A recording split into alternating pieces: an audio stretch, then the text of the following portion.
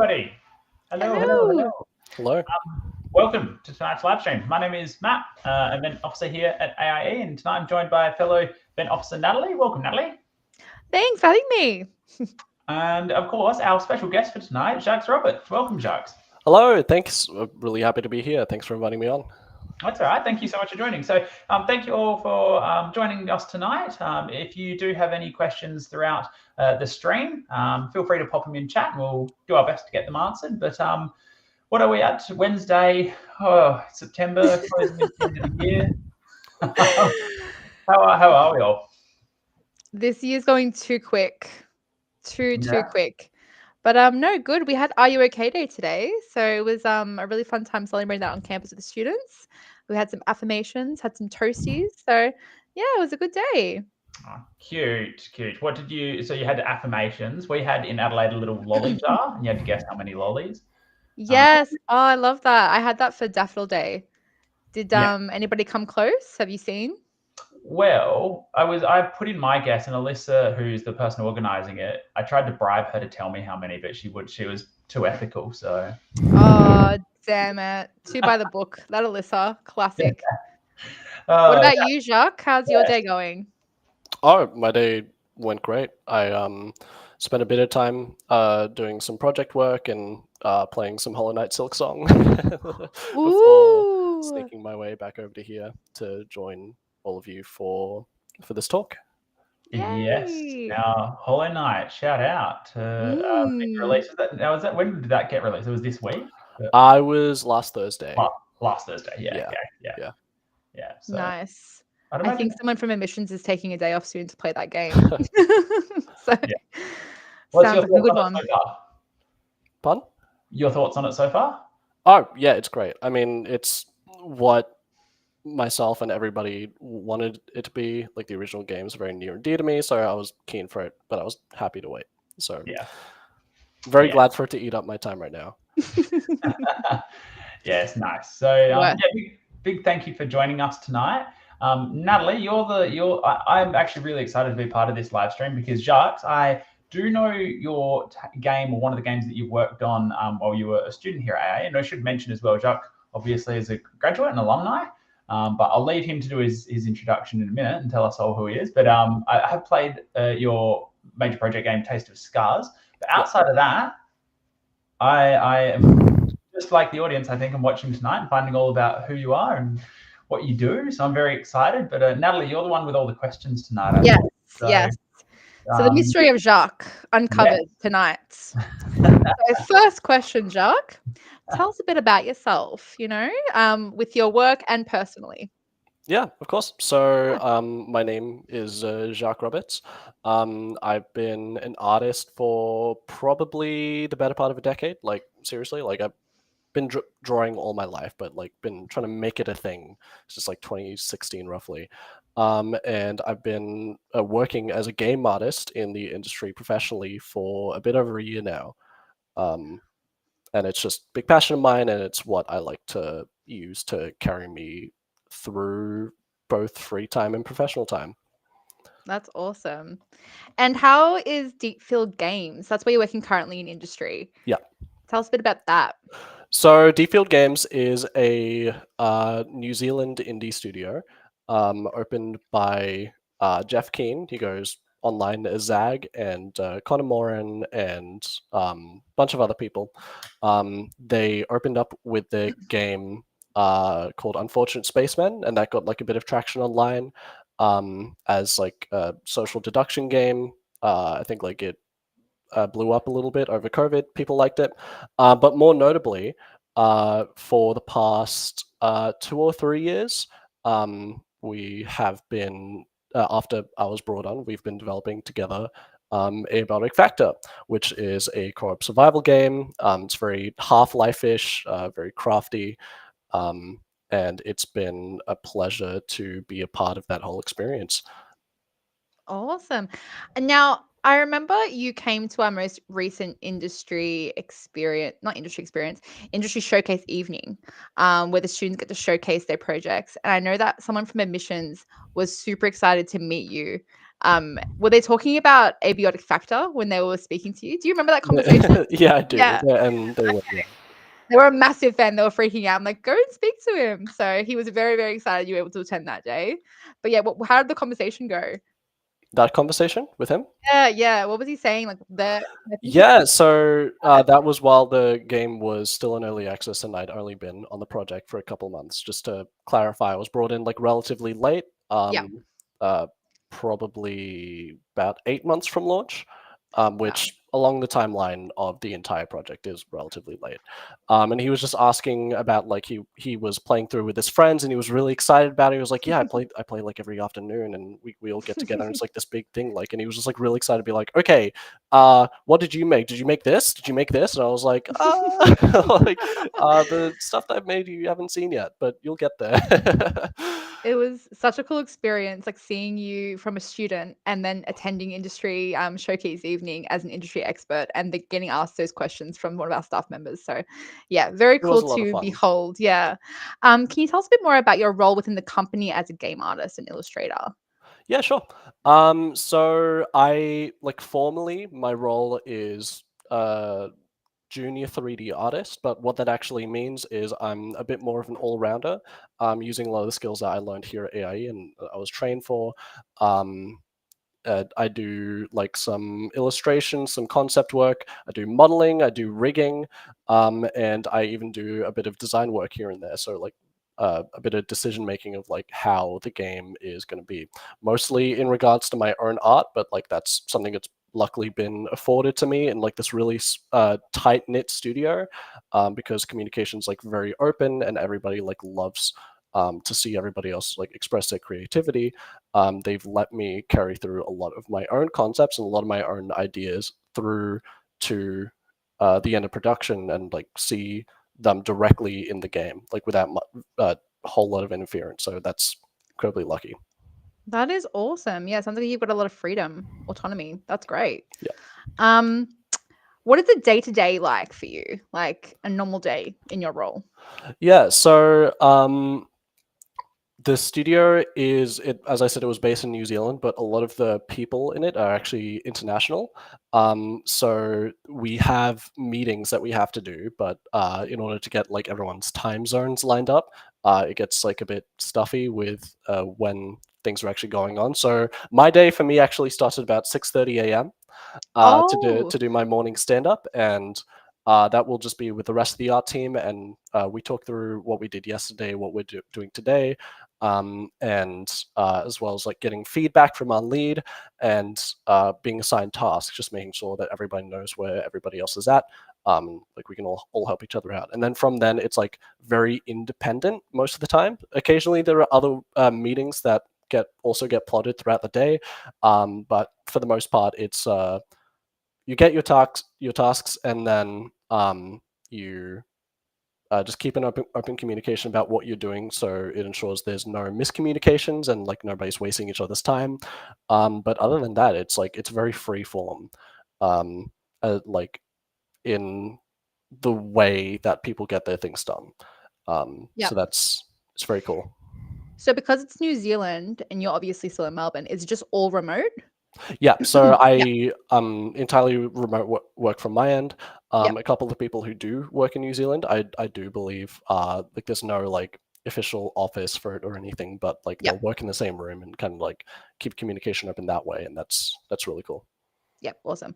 I think it's good to, like talk about that remote work, because a lot of people that are applying for industry, I think they assume they have to move to certain places, and it's good to know that there is remote work out there as well for people. Can you tell us a bit about any projects you're currently working on? We don't want you to get in trouble, obviously. Of course. That's fine. So luckily we did just launch Abiotic Factor about 2 months ago now. It's currently 1.0. People are really liking it, so I can talk about a lot of things that I did for that. And as I said, that's been my full-time job for like a whole year now. So that's mostly what I've been doing. But in the background of that, I've also been helping out a friend with his RPG, like another Australian indie dev called Your Holy and Virtuous Heretic. It's on Steam. I believe he's doing a panel at PAX this year, and for that I did like some concept work, some UI, some like environment 3D art, and the promo art for it as well. So that was a lot of fun. And then I can pull it up if we have a trailer. Yeah, for sure. If you just Google "Your Holy and Virtuous Heretic," Your Holy. it's a big name. Virtuous. In Virtuous Heretic. And Virtuous Heretic. And yeah. Virtuous Heretic. I've got gameplay. I've got demo announcement trailer. Should I put that one? Yeah, I believe there's like a newest trailer. It might be the demo announcement trailer. It should work. Yeah. No, I've got it here. All right, easy. Yeah, perfect. Pull it up by I love an ad. Hold on, I'll just put That's all good. We love an ad. Yeah, and while we're waiting for that to go through, and I can talk a bit more about that. Yeah. In the background, following our development on it. Hold on. Yeah, we'll watch this so I can ramble in a moment. But yeah, this is a project done by a very close friend of mine named Kurt Tycroft. He did a talk in Melbourne Parallels last year about the development of this game. It's like entirely a passion project for him. I don't want to oversell the amount of things that I'm doing for it. I'm a bit of consulting, and I try to stick my fingers in where I can because I think like it's really cool.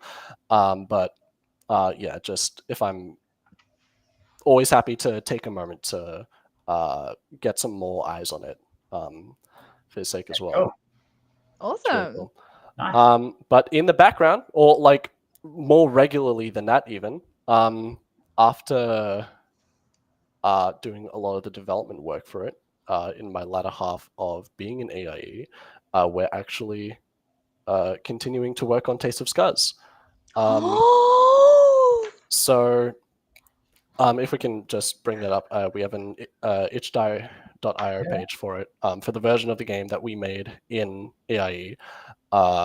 But a lot of last year was doing talks with the uni and doing like a lot of the legal work in order to get the ball rolling on us being able to continue development on this and like really make it our own again. And yeah, we're working together with the same team that we made it in uni. Still a lot of good friends, a lot of close friends. We stay in close communication, and every Sunday we put aside a good chunk of our day to continue work on this, and that's going great. We got the ball rolling on it a few months ago again, and now like it's just like a lot of consistent time going into that, and we're just loving it. It's so much fun. That's awesome. Okay. I love that. Am I able to go full screen? We'll watch trailer. Yeah, absolutely. Feel free. Talk us through some of it, I guess. Sure. So this was a trailer done by our animator named Jaden Bonner, and it was for as a part of like the assessment work that we had to, I guess, ship out. We were asked to make a trailer for the game, so that's what you're seeing now, and it just shows off like a lot of the cooler moments and very like visually focused game. Clearly, it's a skating game. That's I guess that's probably the most apparent thing to mention. But our selling point on it is that it's a skating game that plays like a fighting game. So a lot of people on our team were like really into fighting games, like really into how they feel, like the dexterous feeling of it all. And so that's like something that we're especially focused on. We're an team of artists, more so than designers and programmers. Some of us do programming work, but like we really wanted it above all else to like make it a game that like really pops and like stands out visually. And I think like we pulled that off, and I'm very proud of our team, and I'm continuing to be proud of our team. I agree. I think that it does pop, and this is going to be a surprise to you, maybe, I don't know. But so I told you that I know very little about you, Jacques, as in the artist and the person, but Taste of Scuzz, we took it to a few events last year, and one of those events, me and a few other people at the event got into a very long who can do the most rotations. And I'll tell you, I played a lot of this game. That is crazy to hear, but I thank you. That's really kind to say. It was awesome. I love the feel of it. Like it just played. It was super smooth. It looked great. It popped, as you said, like 100%. I think I loved this game. This was awesome. So well done. Glad to hear it. I've been holding back this whole time. I am obsessed with Scuzz. Like when this came out, everyone was obsessed with it. Even we were taking it to expos in Melbourne as well, and even students who weren't part of this project knew about it and were putting it up on the screen with student ambassadors. Like we all love this game so much, and like you mentioned as well, like there was mostly artists working on this game. Yep. Like how many programmers and designers were on it? So it was a bit of an interesting circumstance that led to this.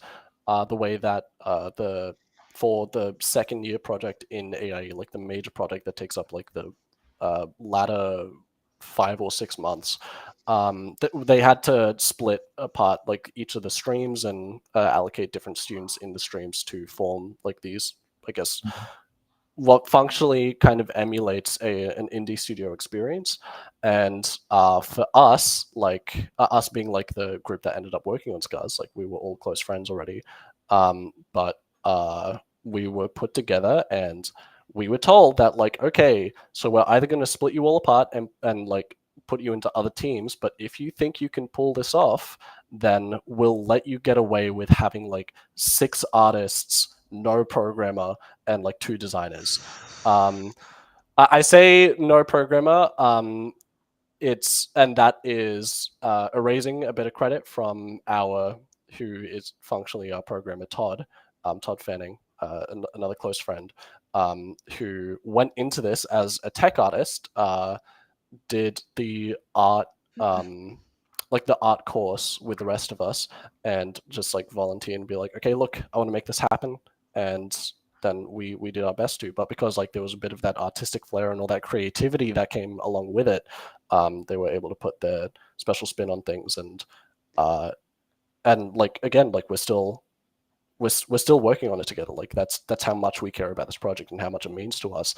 And like there were like all these ideas that we weren't able to get into the version that you see on the itch, or that like is presented in street panels or anything, that like we now finally have the time and like the ability to commit to and see them through. And that's like that's really cool.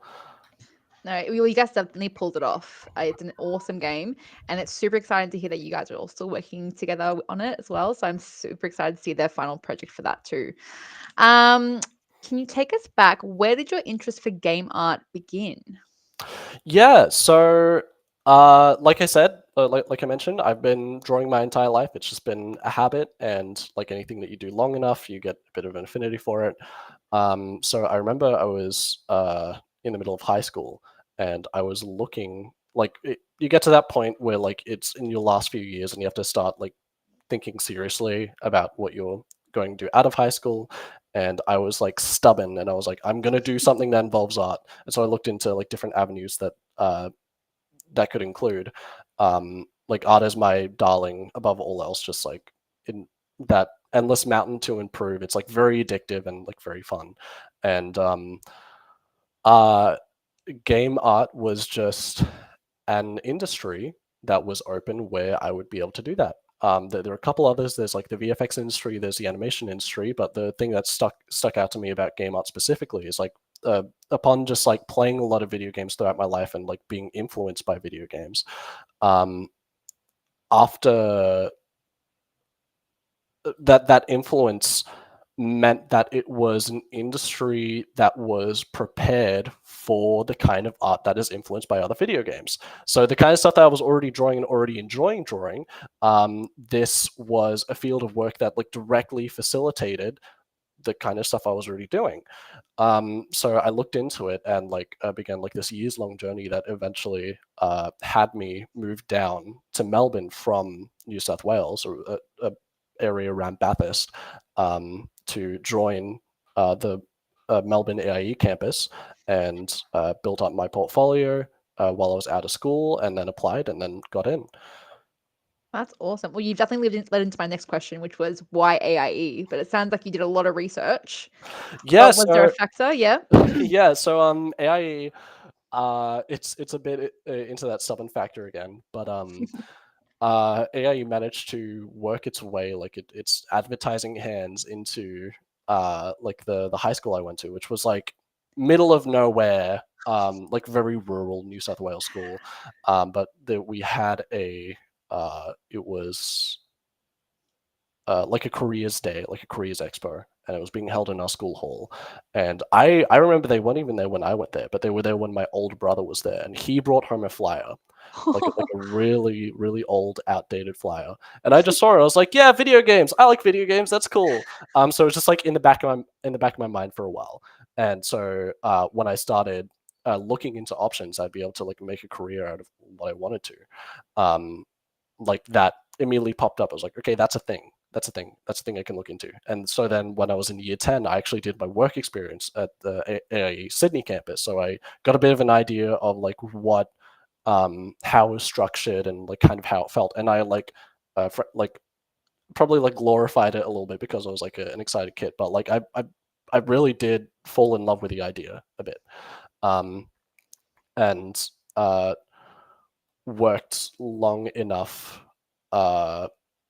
on moving to where I am that it like all eventually came together. Like, and that's why I'm in AIE in Melbourne and how everything spun out of that. That is so cool. I had no idea that it was from a flyer that your brother brought home from the expo. How lucky are we? It was That one is thing leads into another. awesome. It's funny how it works. Can I just say I'm so jealous? Like with careers expos, that was not a thing when I was in high school. Did you have that, Matt, when you were in high school? No. I think we did, but like it was really small, and it was like the universities, and that was it. And it was just like, come do economics, or come do accounting, or come do law. And I was like, see, I didn't even have that. I didn't even think we had a careers advisor. So I think, yeah, I'm very grateful that it's changed now. And I'm glad, like AIE definitely makes a lot of effort to visit those regional schools in the middle of nowhere, like you said, Jacques. So I'm glad we were able to make the trip and you got awareness and you did that research. So we're very lucky that you were able to do that. Sorry, Matt, go. That's right. I just want to jump in before. I know you've got a couple really good questions for him, but I wanted to jump in just one off the top of my head that I thought when you just talked about like your being at AIE and kind of the high school to AIE transition. Artists, classic artist thing. Did you have any kind of worries about your portfolio when applying? So of course. Yeah, for the audience background information, we don't use ATAR, we use portfolio. So like a collection of work that you've done, you showed AIA, and basically what you're trying to do is demonstrate your passion. But every artist I've ever spoken to, they're just like, oh, the portfolio, mine wasn't good enough, or it's just, yeah. So how was that for you? So I knew coming out of high school that like AIE was something I wanted to do at that point. I looked into that, like what you needed was your HSC and portfolio that they would like to get in. So I just made sure that I barely passed out of high school, but just more so I could focus my time into making a portfolio that I felt was presentable enough to like get into like this wondrous uni. And I don't think it was like exactly the correct way to go into it because to be a bit frank about it, the uni is looking for people who want to be there. And as long as your portfolio displays that much, it doesn't even like need to have a certain degree of technical competence. As long as like it comes across that like you're passionate about what you do and you're willing to learn, willing to grow, then that more than anything else is like what they're looking for out of a portfolio, instead of just like, yeah, you've been like doing art for like 10 years and that's clear, so yeah, you get in. It's not exactly that way. Yeah, I think you put that really, really, really nicely in terms of, yeah, we're not looking for like your technical skill. We're here to teach your technical skill, but we're just looking at passion. Yeah. Sorry to hijack there for a second. No, not at all. Hijack whenever you like, Matt. In terms of your experience, so we've heard about how you heard about AIE and how you enrolled. Yep. Now, what was your overall experience like for AIE, like with you? Yeah. So my overall experience is I joined in the mid-year strain. So I wanted like a little bit, like I did my move down to Victoria. It was like a big thing for me, and I wanted like a little bit of extra time to kind of settle in before I went directly to AIE. So I moved in January, and the mid-year intake is around like June or July. And I think the mid-year was a very valuable experience for me because for people who don't know what mid-year means is that you do the first year course in about half the amount of time. And it's valuable for people like myself who work very well under pressure, but it also ends up working pretty well as like this filtering tool for it's like it so something that I think is more relevant in second year, but like it tells you like very clearly, it communicates that you have to want to be here, and that the kind of things that you do while you're here and that you're able to achieve while you're here is directly correlated with your output, with your own output. And then going into second year, it was structured a bit differently, a bit easy breezy, like just time wise, like we got more time to do everything. But what that meant is that I was myself and everybody else who was in the mid year were able to put more time into the second year, or kind of like increase the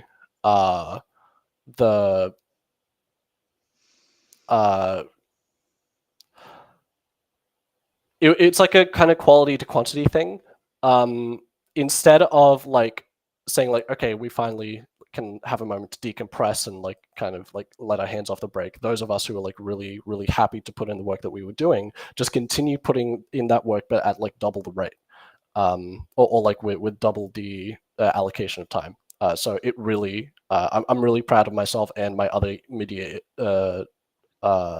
the people who are in my class, because like you can really see that that kind of output that's eventually then like you see it on their portfolios, and a lot of those people are the people, not to say anything for certain, but a lot of the people who were in mid-year did end up getting positions out of it because they were the ones who cared, right?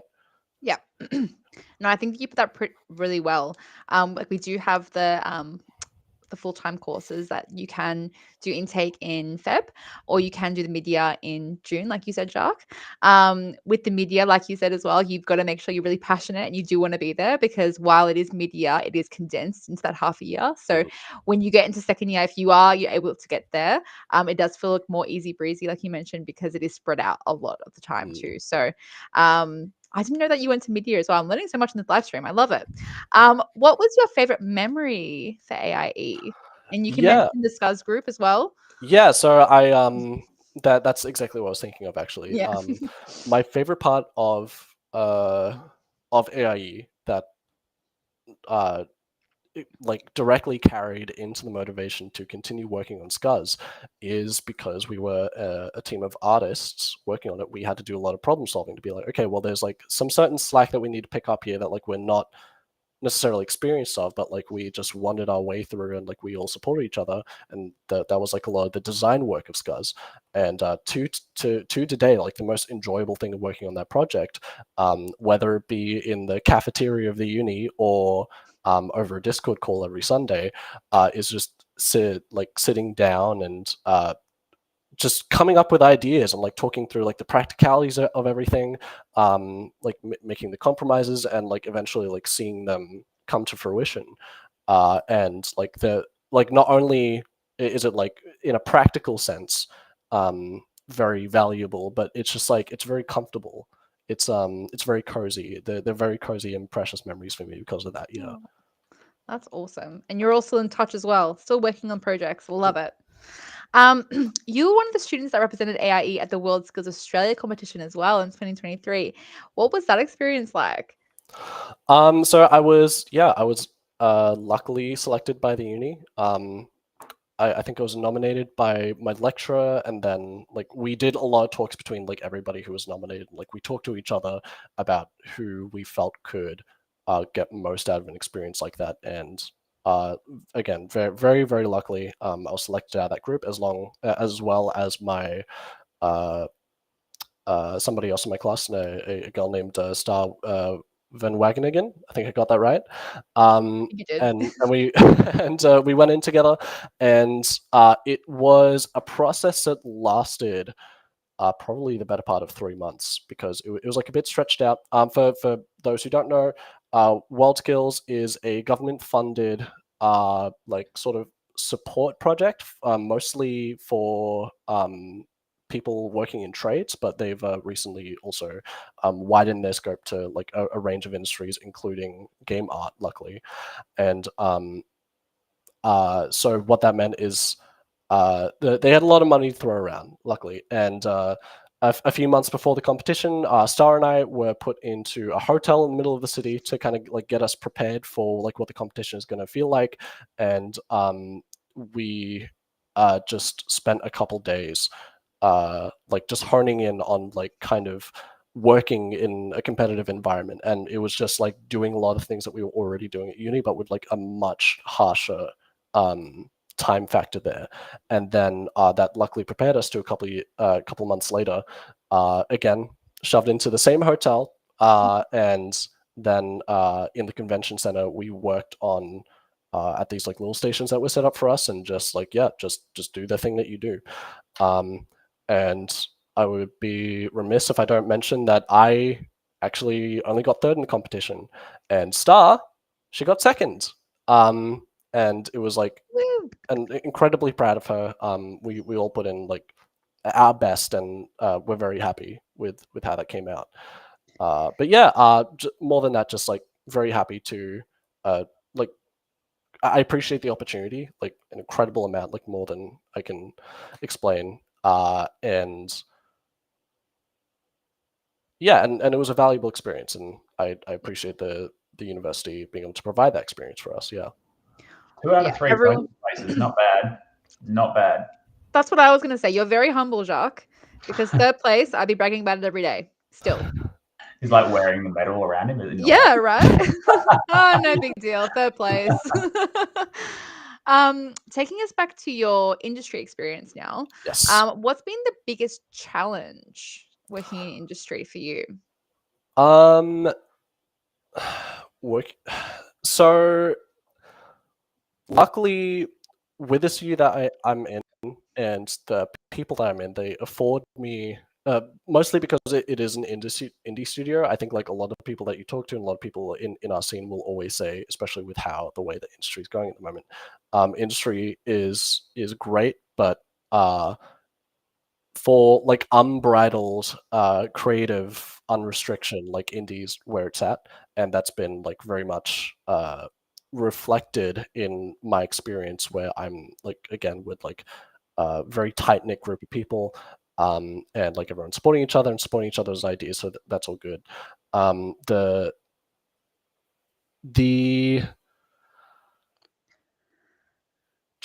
you asked for challenges, right? Is that correct? Yeah. The biggest challenge was landing that job in the first place.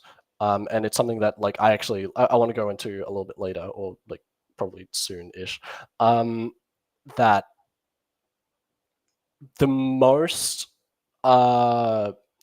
the biggest thing that I want to express while I'm here and hope to be able to share with other students is like both parroting some like really good advice that was given to me while I was in AIE, and also to add like my own experience to it, which is like entirely about the postgraduate experience. Like the uni will provide you with the tools that you need to support yourself, but after you're out of uni, you're on your own, and they only do insofar as teaching you how to get yourself a job. I think a lot of people come into the uni under the impression that the uni will give you a job, and that's not necessarily true. There are a lot of people who come into the uni like very passionate, but then like aren't for one reason or another, and like it's not always like a negative reason, like aren't able to carry on with that passion after uni. And like that is like just having that drive and that like self-motivation, and like vast majority of the time that just comes from like enjoying the work that you do, will carry you through the process of like continuing to build your portfolio, doing a lot of networking, and get yourself in a position where like you're hireable, and that like you are an asset to the teams that you are applying to, right? Yeah. That very well put.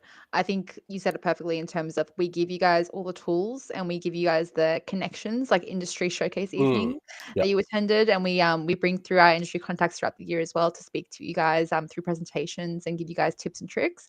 But at the end of the day, it is up to you guys to give yourself that motivation to be able to apply yourself into the industry. It's super valuable advice, and that's something that I always speak about too. I regularly get asked when I attend schools and give presentations, is it easy to get into the industry? And my answer is it's not easy to get into any industry. You've definitely got to be motivated and apply yourself to want to get that job, and don't get deterred when you get knocked back straight away. Just keep applying yourself to eventually get in there. Super well put, Jacques. Yeah, Tony Ogden, who's a programming trainer here at AIE, he is very like he's worked for decades in the games industry, and he has been like a senior producer of some seriously good studios and seriously big games. But he said as well, I think it took him like 2.5 years to get into the industry when he graduated. And he's like, it took me ages. He's like, I applied. He eventually got in, but now he'd be not naming a number in age, but put it this way, that 1.5 to 2 years is like nothing compared to he's now worked an entire lifetime in the games industry. So yeah, the games industry is young here in Australia and it's growing, but it doesn't home every single person who graduates. So I think it's a really important point to touch on, which is don't get disheartened. Like keep applying. But you've got to, Jack, as you said, you've kind of got to be motivated. You've got to be out there going for those positions. Definitely. What has been your biggest success in the industry? The biggest success, I mean, clearly, like getting into the position where I am now, where I'm even able to talk to you guys about my experiences and like try and help other people with that.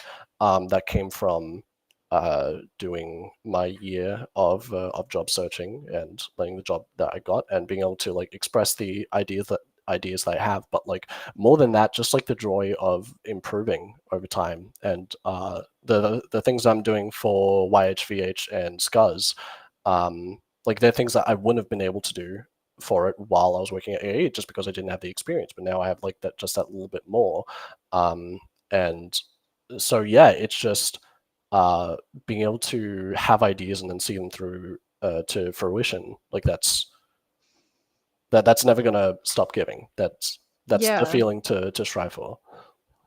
And with that, do you have any goals beyond being a game artist, like to utilize your skills that you've got to and like transferring it into different fields? Yeah, I wish I could say that I did. But well, just in that, like I don't think like I'm done on my journey, of course, or anything. But I think like the joy of this journey is that it doesn't end, right?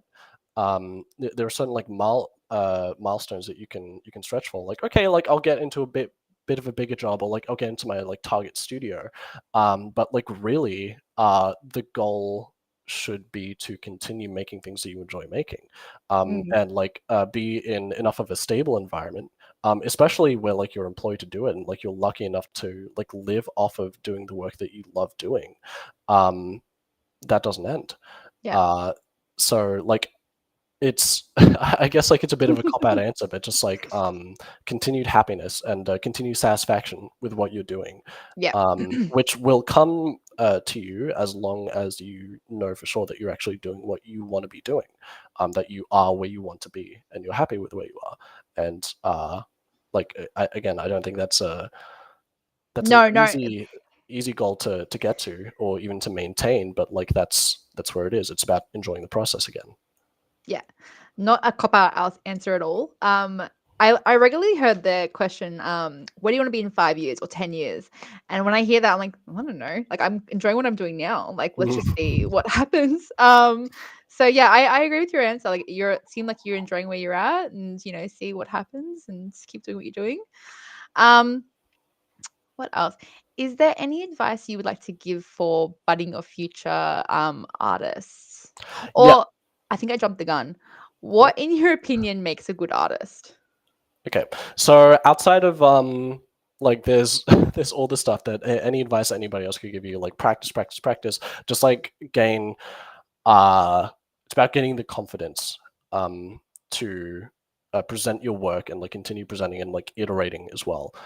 There's a lot of skills that are outside just like technical skill of doing art or like technical like literacy, which is like being able to take criticism, being able to like apply the criticism that gets fed to you, surrounding yourself with people who are able to provide that criticism, which kind of comes into the social skills. I think like social skills, it's something that I think does get talked about, but like just needs to be stressed, like how it's probably the most important thing that you can have, especially like as a game artist with the goal of like working in industry or working with other people. You have to be able to put yourself in a position where people are going to enjoy the work that you put out. You're going to enjoy the work that other people puts out. You're going to support each other, build each other up, and sit yourself in those communities and learn to enjoy it. Not just like forcing yourself to do it, but find the reasons that will drive you to get in that position, like being surrounded by other people who love doing what they love as much as you love doing what you.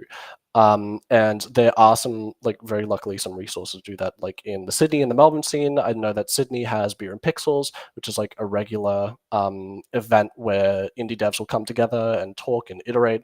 Melbourne has IGDAM, which is the first Tuesday of every month, which is the same deal, and they're like both very valuable. More so than like being able to show off the projects that you're working. It's just like meeting people, meeting like like-minded individuals, and like I think like why I stress this so much is like I got my job. Like of course like I put in a lot of work in the persevering through my portfolio and everything, in like continuing to like make a flow of projects and increasing my skill. But what landed me job was through someone that I knew, someone that I knew while I was going through my portfolio and asking for criticism and going through this process of iteration. And that's and so I think that's like why it's like so incredibly important, and I really don't want to downplay that. Awesome. Well, that was all the questions we had. Was there anything else we didn't cover that you wanted to mention, Jacques or Matt? Anything else you wanted to ask? Yeah. So if I can just ramble just for a minute, I know we're going a bit over No, time. go for it. Go for it. Just talking about that postgraduate experience a bit more. Yeah. So my experience with everything, like was all through uni, and coming out of uni, I was working as a bartender, right? And while I was there for about 2.5 years. I got very good at being a bartender, but never once while I was working there did I find myself enjoying the process of improving. I was almost like kind of spiteful that like I was getting like so efficient at it, and I'd been there for so long that like I was like value to the team that I was in, but I just wasn't happy, right? And so I use that dissatisfaction as motivation on top of like again just enjoying doing the work, but because like I'll always be doing art even if I wasn't being asked to, right? Like it's just something I do to pass the time. But recontextualizing it in like a professional capacity, doing portfolio work and like doing work that is presentable and hireable, just doing that in the background and carrying on with that. And it took me 9 months of daily applying to get the job that I did. There's I think like there's an Excel spreadsheet. The name's not coming for me, but it's that indie studio, or like people trying to get into industry internationally will post job listings for each other. Like the studios won't post them themselves, but like someone will notice that like a position opened up in there and like post it, and like it's like thousands of people are just like on this like web like web updating Excel spreadsheet every day, and that with like a couple of other resources I kind of like do similar things. I was seeing like the positions that I thought I was suitable for and applying for them. And I made sure to like make that a part of my daily process. And even then, by the end of it, it had to do with somebody that I knew. And I don't mean that in a discouraging way. It's just kind of like to put the weight on how valuable that is again. But yeah, like I said earlier, the uni will do a lot for any student who comes in. I don't want to deny that or downplay that at all, and will get you into, but by the end of it, like very hopefully get you in a position where like you're very confident, like very self-confident, and you're able to continue improving, like continue studying, like learn how to study, like learn what that means for you, and find like ways to continue improving after your second year is done. You want to continue learning stuff. Like I continue like learning tech art. Like we only did like a little bit of that in uni, but I thought it was cool enough that I wanted to like carry on in that following graduation. And yeah, it's just again to stress that you will be put into a position where you will be asked if this is something that you truly want to do. If this is something that like you are comfortable wearing on your chest for most days of your life until you eventually like your hard work pays off. And your hard work will pay off as long as like you keep putting the work in and like you keep getting there. And that only is granted to you as long as you continue putting in that work, and it has to be something that you love. And you just, it's a willingness to do the work. The work will pay off. Like I said, that's like very important, and that was like one of the quotes I wanted to present here is that hard work does always pay off.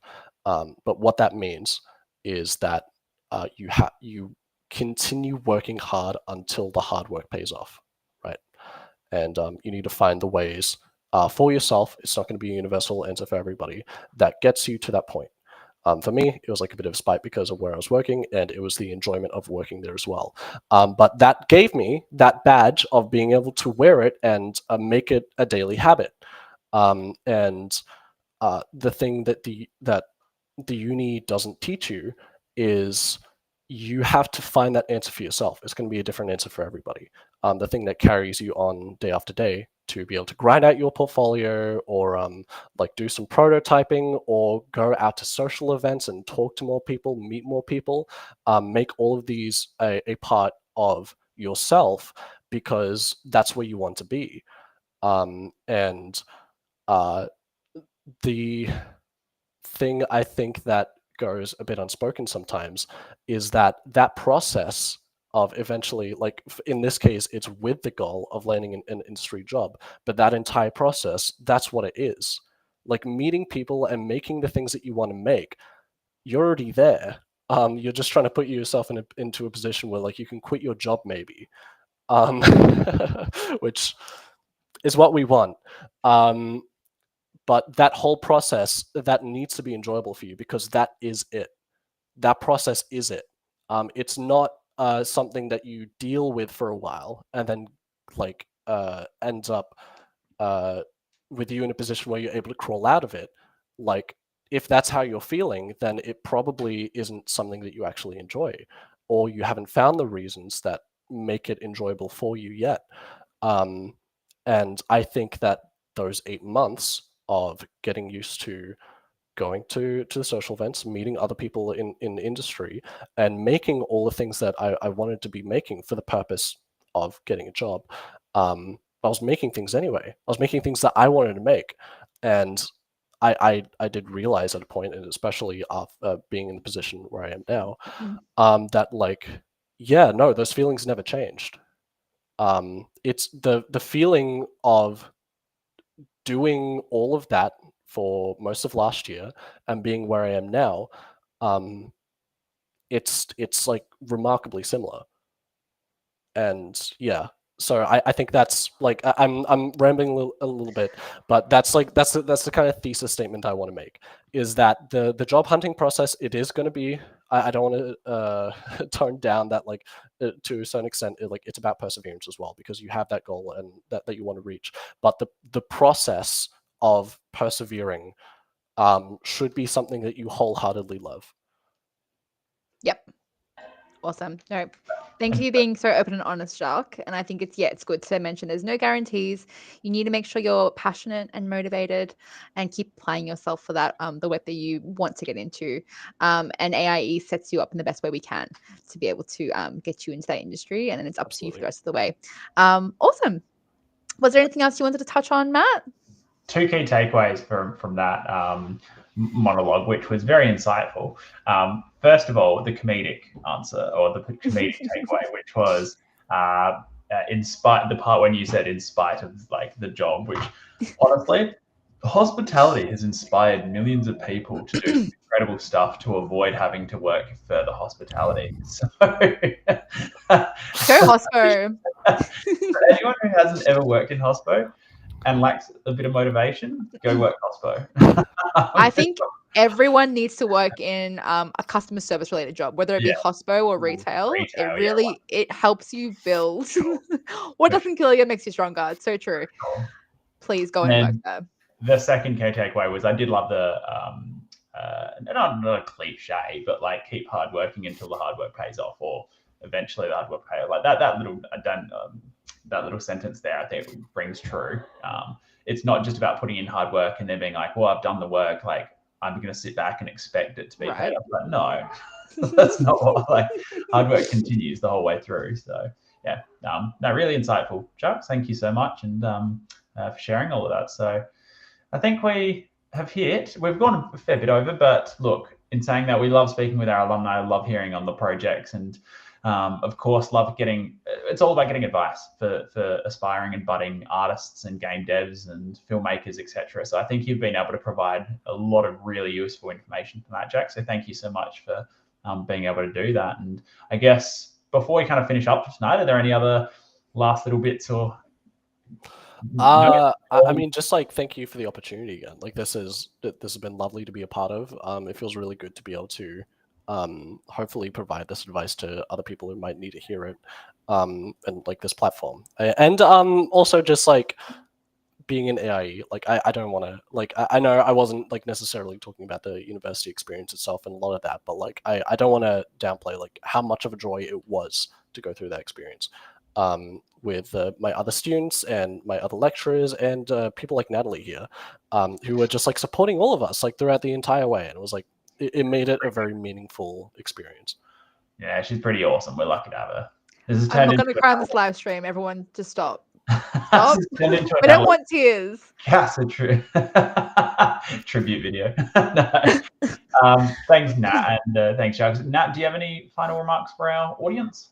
No, just thank you so much, Jacques, for joining us and giving us all that amazing advice and sharing your experience at AIE and working in industry. It was all very valuable, like Matt said.